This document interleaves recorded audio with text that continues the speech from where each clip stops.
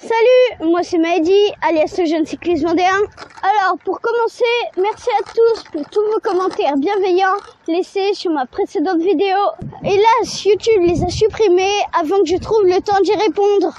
Je vais tâcher de faire mieux sur celle-ci. Bon, donc on se retrouve aujourd'hui pour revenir sur le trophée départemental des jeunes cyclistes qui s'est tenu le 18 septembre dernier à Chantonnay en Vendée. Mais pour commencer, petit rappel des fondamentaux. Si toi aussi tu souhaites prendre l'échappée, pense à t'abonner. Allez, générique.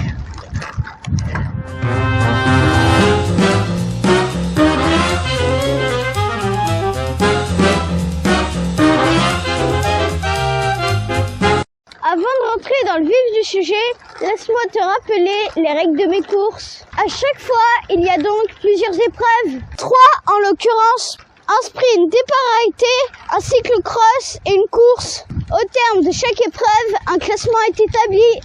Chaque concurrent marque le nombre de points de sa place.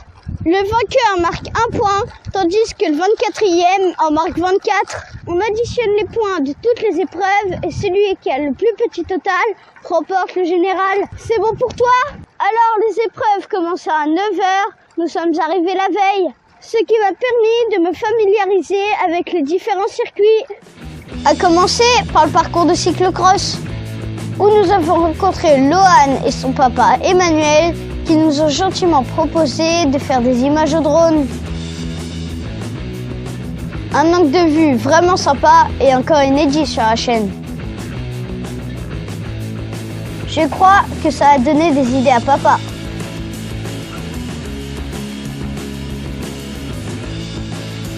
J'ai pas l'habitude du cyclocross, mais j'ai vraiment pris un grand plaisir à m'exercer seul sur ce magnifique tracé.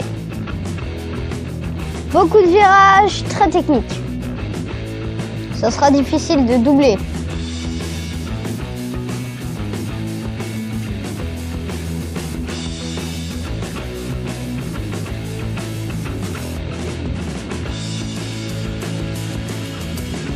Bon, après une bonne nuit de sommeil, première épreuve, le sprint départ arrêté en faux plat montant. Nous sommes 33 pupilles, tâchant de se réchauffer de bon matin.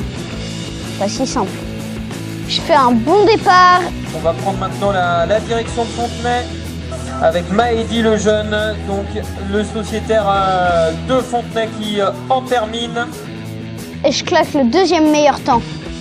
Second à 4 centièmes de Morgane. Me voilà donc bien placé après cette première épreuve avec seulement 2 points. Nous prenions donc ensuite le chemin du cyclocross. Une dernière petite gorgée. Nous avons donc été répartis en 3 séries qualificatives de 11 coureurs. Les 4 premiers de chaque série étant qualifiés pour la finale. Après un départ moyen, j'entre sur le circuit en 5e position. À savoir qu'en cyclocross, le départ est primordial. Sinon, on se retrouve dans le trafic, vulnérable aux chutes de vent, et il est très difficile de doubler sur circuit. Mais pourtant, va bien falloir y arriver, car faut être dans les 4 premiers. Voilà une place de reprise. Mais l'idée, c'est de ne pas s'arrêter là-dessus, car on n'est jamais à l'abri d'un incident. Si je peux remonter, je vais pas m'en priver. Nino, mon seul coéquipier aujourd'hui, est second. C'est parfait si on se qualifie tous les deux. Ce virage très serré après la bosse.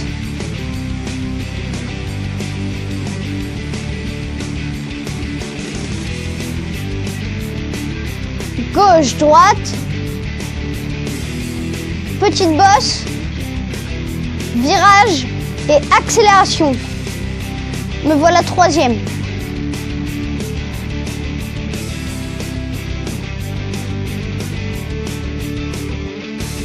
Nino me laisse passer dans la ligne droite. Et c'est parti pour le dernier tour. Il n'y a plus qu'à gérer et normalement ça devrait passer pour tous les deux. Gabin est devant et sur cette réception, je suis à 2 doigts de me retrouver par terre.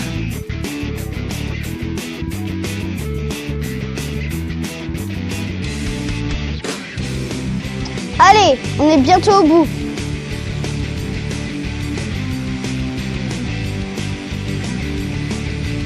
deuxième à l'arrivée. Bon, une série qualificative plutôt bien négociée, mais c'est maintenant que ça compte, place à la finale. Et pendant qu'on discute avec Gabin, Quentin remporte sa petite finale. Nous voilà 12 sur la ligne.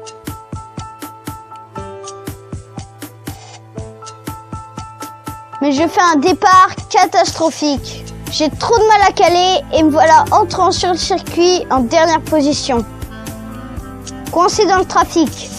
Nino se retrouve juste devant moi. Aïe aïe aïe! Quant à Nolan, Gabin et Morgan, ça y est, ils sont partis. Pouh.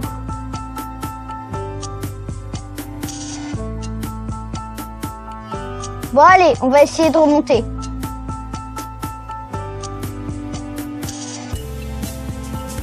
Une place de reprise.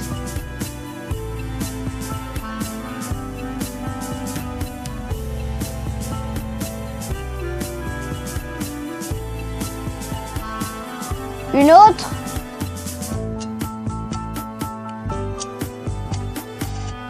Nolan seul en tête, intouchable en cyclocross, surtout à domicile sur son terrain d'entraînement.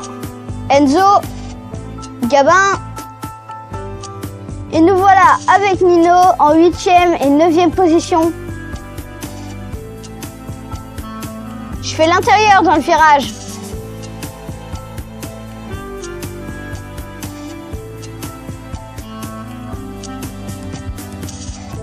Allez, il reste un tour pour essayer de grappiller une petite place ou deux. La relance. La double bosse.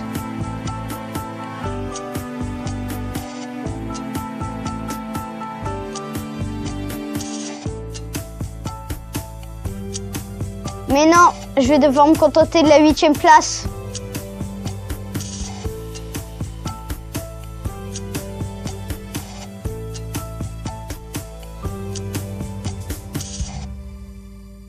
Grosse déception et immense frustration. Avec 8 points marqués sur cette épreuve, mes chances de victoire viennent de s'envoler et peut-être même celles d'un podium. À cet instant, j'étais vraiment dégoûtée, inconsolable. Même plus envie de manger ou de courir l'après-midi. Mais papa m'a alors rappelé que dans certains sports comme le tennis, l'athlète doit se remobiliser tout de suite après un point mal négocié. Savoir rebondir mentalement fait partie de la panoplie indispensable du sportif. Alors après un repas et un peu de repos, je renfourche mon vélo bien motivé à tout donner sur la course. Les petits conseils de Fabrice, toujours utiles avant le départ, et le contrôle de braquet.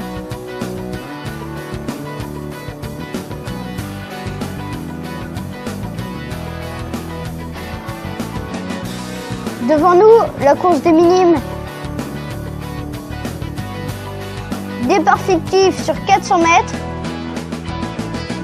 Et après le tunnel, c'est parti. Un bon faux plat, mais pas trop exposé au vent.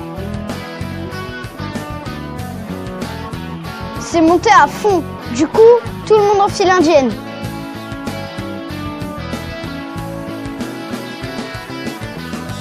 Nolan appuie fort.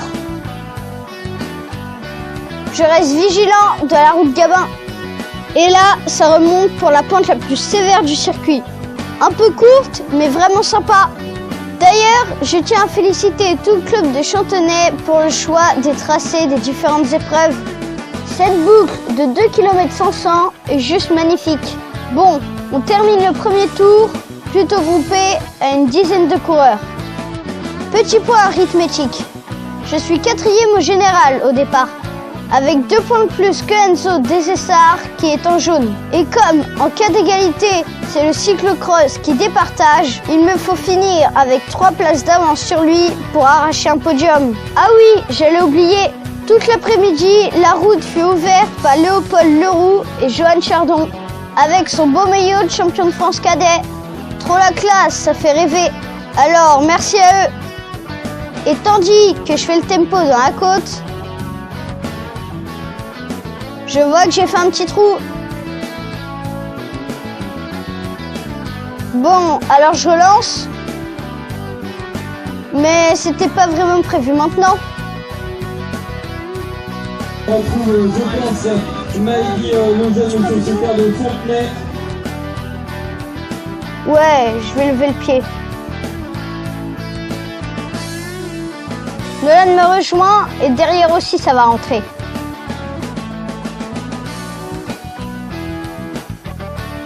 Ok, on n'est plus que 7.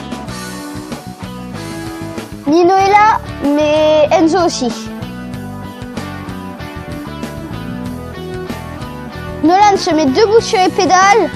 J'ai des boîtes et j'y vais. Cacahuète. Là, je mets tout. Allez, jusqu'au haut. J'ai fait un petit trou.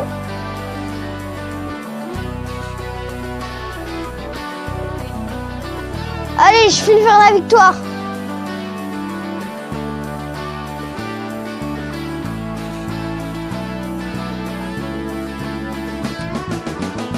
Ah mais non, la cloche, il reste un tour.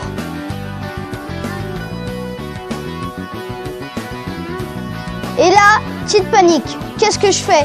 Je me sens pas de refaire un tour à bloc. Nolan rentre, on hésite. Papa nous dit d'y aller.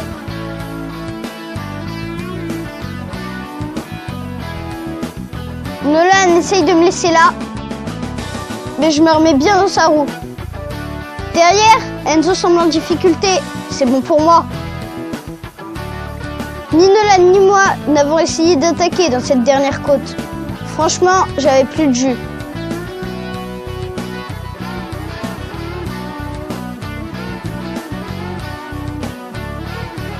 Je me retrouve un peu enfermé sur le dernier virage. Nolan fait l'extérieur.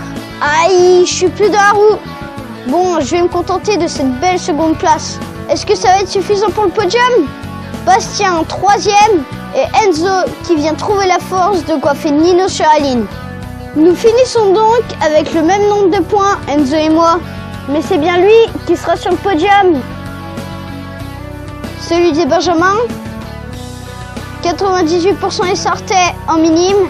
Et la récompense club avec Nino. Félicitations aux 127 coureurs du jour. Et voilà une journée qui se termine avec un double sentiment.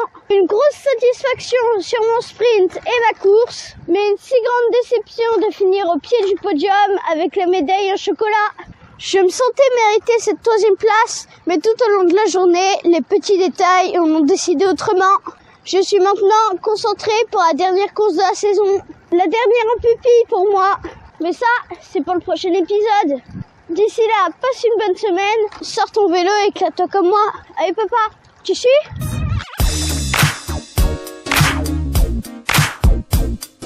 Mais c'est illogique que je fasse pas un sourire. C'est volontaire.